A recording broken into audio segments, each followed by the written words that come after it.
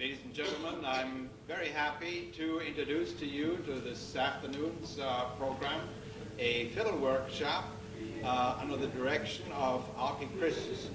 R.P. really doesn't need any introduction. As you can see, his trademark is in his right hand, if it is not between his teeth. But sometimes he also holds a fiddle in his hand. And so I'll turn you over to the Dean of Missouri Fiddlers, the author of the Old-Time Fiddlers Repertory, Robert P. Christeson. He will introduce his accompanist. Thank you, Dr. Schroeder, and if I might amend one word he used, he said fiddling. This is going to be old-time fiddling, and in case there may be one or more people here who are not clear on what old-time fiddling means to us in this area, it has the same meaning here as it does all the way back to West Virginia State Folk Festival, where they religiously call out what's known as country and western and all forms of bluegrass. I understand Max Hunter calls out wild stuff down at the Eureka Springs in order to keep it pure. So this is going to be old-time fiddling. One reason I'm here is that I had access to two of the best accompanists that I've run into in quite a while. This Emily Goodson at the piano and Julie Olen on the guitar. And in my opinion, these gals are good, but the problem is we live 100 miles apart. We don't get together very often, and between times I get pretty rusty, which I am today. So we planned the program. We never did settle on what we was going to do, and the time's almost gone now.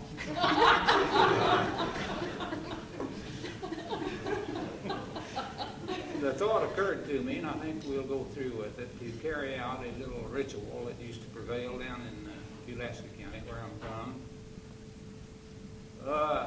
I got it from my mother's uncle, Dave Harris, who was one of the two famous square dance callers in Pulaski County at one time. He told me many times when I was a kid that you always had to start out a square dance with a tune called Wagoner, or the dance would not be a good dance. So for the moment, this is a dance floor. All of you are dancers. You've got your sets formed. You've got a good caller in each set, and you're waiting to go. So we're going to play Wagoner a little bit of it. And if there are any musicologists in the audience, you go back to the Irish literature and you look up Miss Brown's reel, and also look up the Bell of Claremont, and come to your own decision as to which of those two Irish tunes is now what we know as Wagoner. I've never been too sure about that. If you get a definite opinion, would like to hear it. So here comes Wagoner in the key of C. Maybe.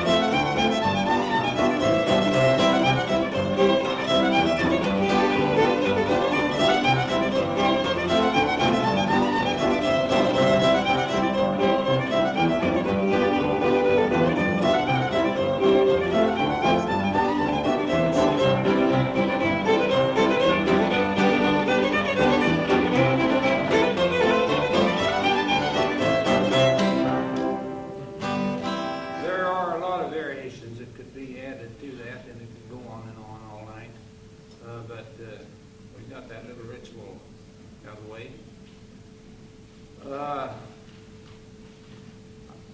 I was glad last night when the Spencer family, Mrs. Spencer, had the word about the difference between a tune and a song. These are tunes that we're going to play today. There are no lyrics or words to go with it.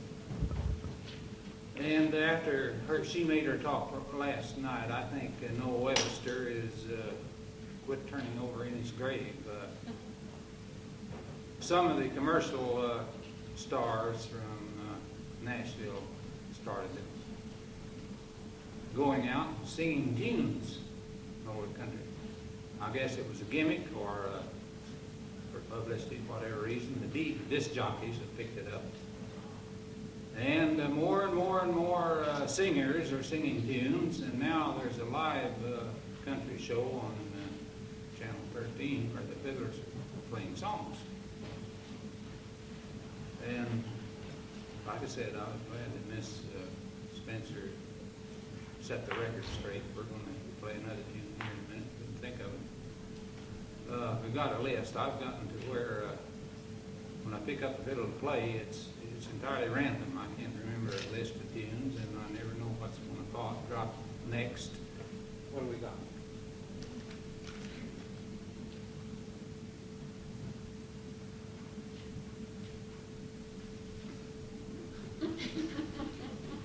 It's these choices. It's not the work, it's the choices you got to decide. Okay, in our one rehearsal we were playing quite a bit of music that was played at one time in Jefferson City over a radio station, WOS. And there may be quite a few who've never heard of it. It was a popular station at that time. The stations are owned it. The Department of Agriculture in particular used it in daytime to broadcast market news reports on crop and livestock prices and produce and etc. Many of their nights were filled with fiddle music. I mean, they had some good stuff. And one of their fiddlers, their house fiddler almost, was Louis Barton, who lived there nearby. I guess he was convenient and available. That's one reason he was on there a lot. There's another fiddler who played repeatedly on there, a black fiddler, one of three famous good black fiddlers that I've known about in Missouri. There were three.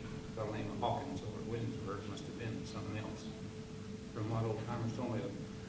This one I refer to as Bill Caton. I'm going to get to some of his music here in a minute. And the third one, of course, is I put some of his tunes in my book, Bill Driver from Miller County. Bill Caton played a lot. And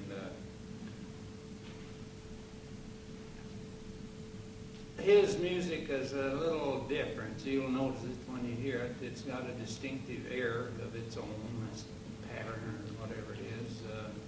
One in particular, there's an old Irish tune called Bowes of Oak Hill. I want to play it alone the way it's written first. Then I'll play it the way Bill Caton, the old black fiddler, and played it over WS years and years ago. This is the Bowes of Oak Hill.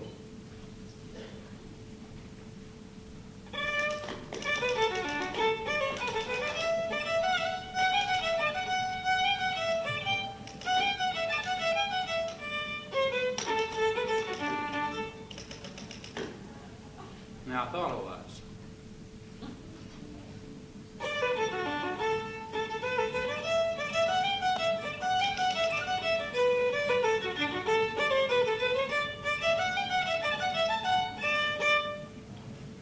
That's about the way it's written.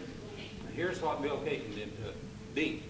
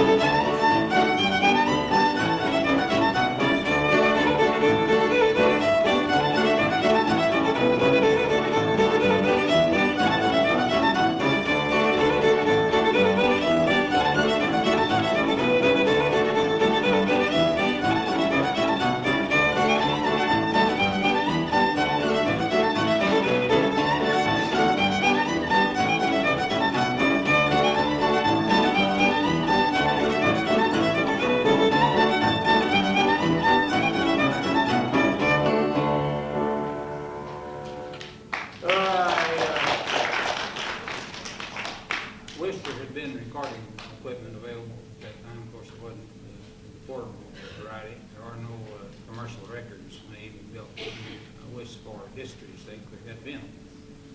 He was fabulous. I've heard enough of his tunes, and I know of 2 or 3 people that play a few, but they learned from him. I've got an impression that he made up quite a number of tunes on his own. I'm sure of that, because I just can't trace them to any of the literature, and I rely mainly for chasing down a tune on 1,000 Jigs and Reels. It's titled, published M.M. Cole Company in Chicago. If you ever ordered it, you're in for a shock. I bought my first one for 75 cents and wore it out, and finally got to $2.50. The day's price is $7. But it's well, if you're interested in that sort of thing, well worth it. Bill Caton had a tune which he called Sitting by the Yellow Cow. We'll play it. G.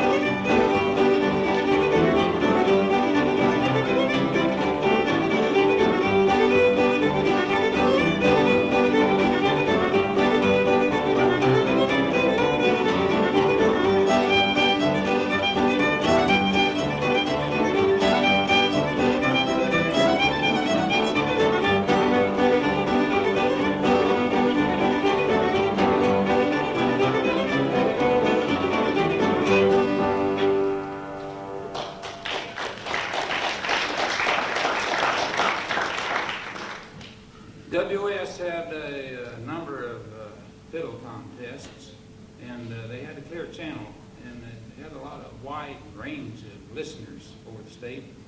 I researched one contest in the Missouri Historical Society files, listened to the daily newspapers in Jeff City, plus some other publications. They had one contest in December 31, 25. 83 fiddlers played. The contest was not completed until 3 a.m. on Sunday morning, and the contest was not announced, the winners were not announced until January the 8th. And it was their peculiar way of choosing winners. It was done by popular acclaim, and they counted letters, telegrams, and phone calls. Each one had a value of 1. The guy that got the most publicity from his listeners was declared the winner. And there was some skullduggery going on in that system, permits some at least. Let me put it that way. He's a good fiddler up in St. Jobin there, Missouri, who used to come down here and enter. And every time he would scatter $125 out among the neighborhood for neighbors to send telegrams with. And I'm sure that happened in a lot of cases. So nowadays, of course, to go to fiddle contest, a lot of places use a scorecard of one form or another. I have a collection of them. I think I have 14. I hope someday to see if I can able to distill them, get the good points of all of them into one little short, meaningful scorecard that's honest and scientific for judging fiddle contests. There's a lot of bad judging going on in the state, as fiddlers know. Now I'm down 10 row. What else we got? Okay. Old-time fiddling is a broad field. There's a vast amount of stuff that not only includes hold downs, breakdowns, or pieces, whatever you call them, square dance tunes. There are waltzes, all sorts of two-steps and schottisches, and Missouri is one of the places where fiddle music was tailored in a way, I think I can say, toward dancing. In my opinion, the good fiddle music, one of the acid tests of it is whether or not you can dance to it. And a lot of good players you can hear that are nice to listen to couldn't play for a dance to save the soul. I mean, they've not had that type of experience, but where I was raised, Pulaski County, the square dances were plentiful at that time.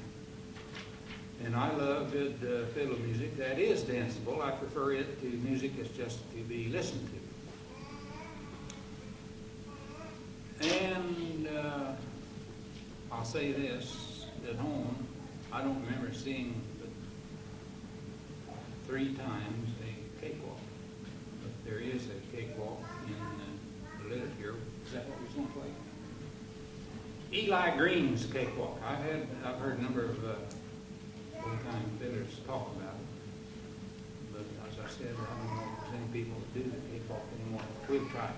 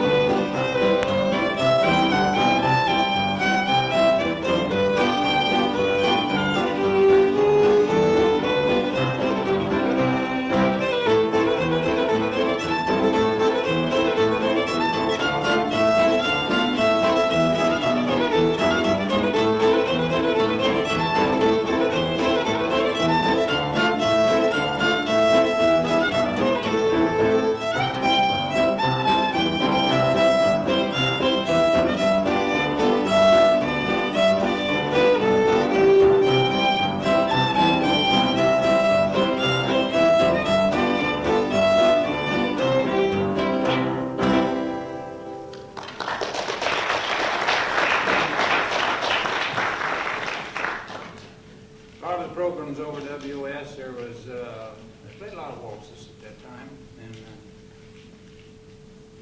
one of them, they played the Goodnight Waltz. They played it to death at that time, and you seldom hear it now.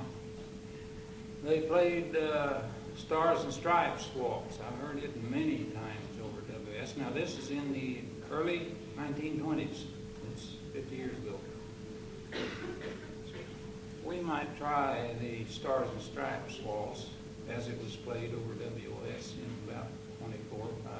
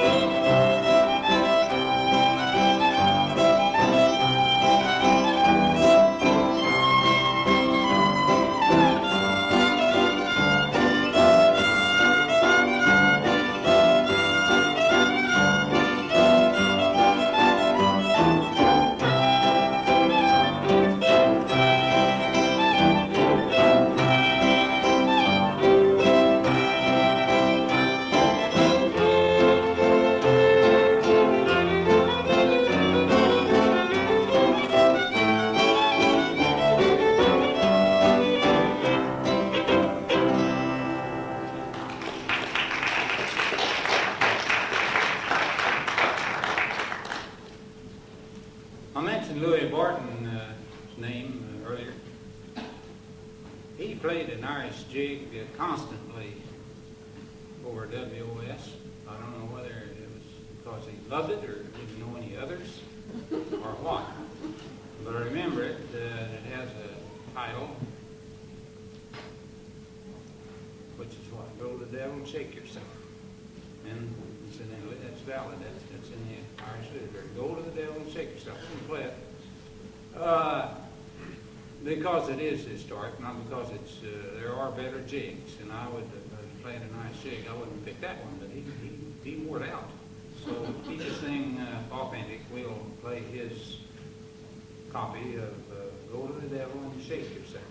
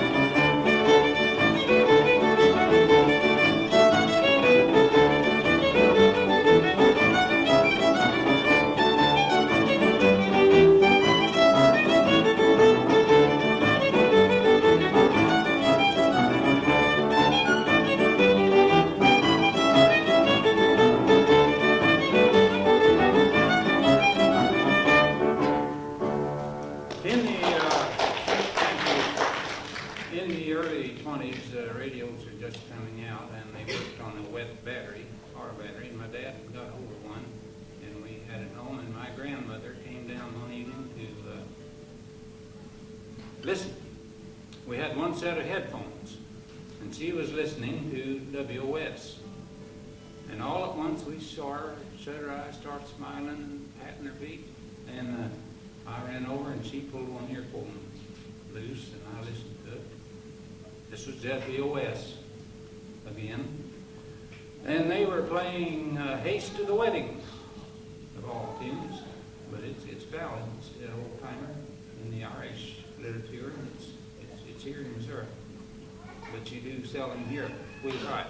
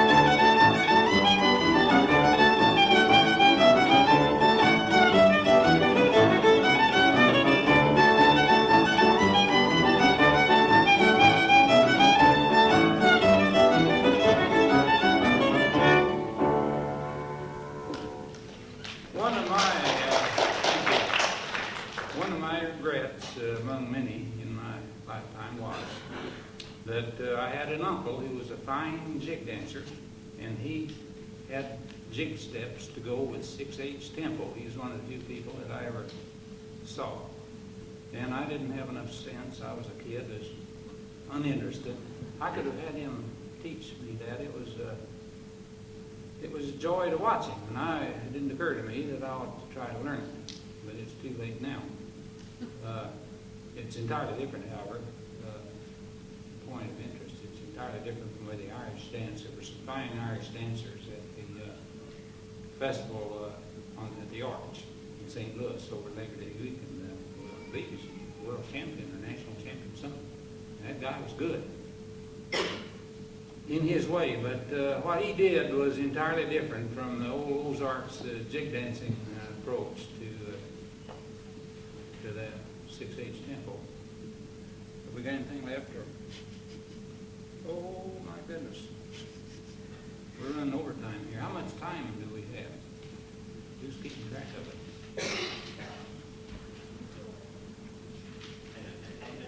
One more?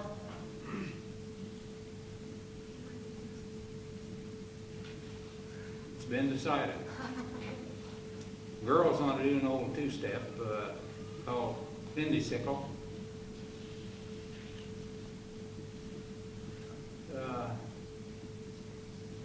It does not exactly have what we would call a hillbilly type flavor, really. But it's a nice two-step. You could dance to it, but it's ancient. But it's also well, and it's a two-step number. We'll try it.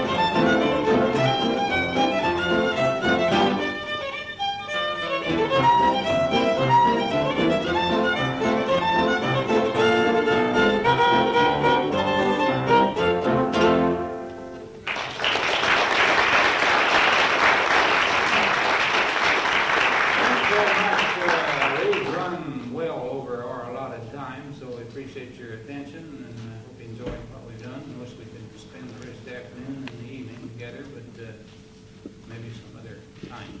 Thank you.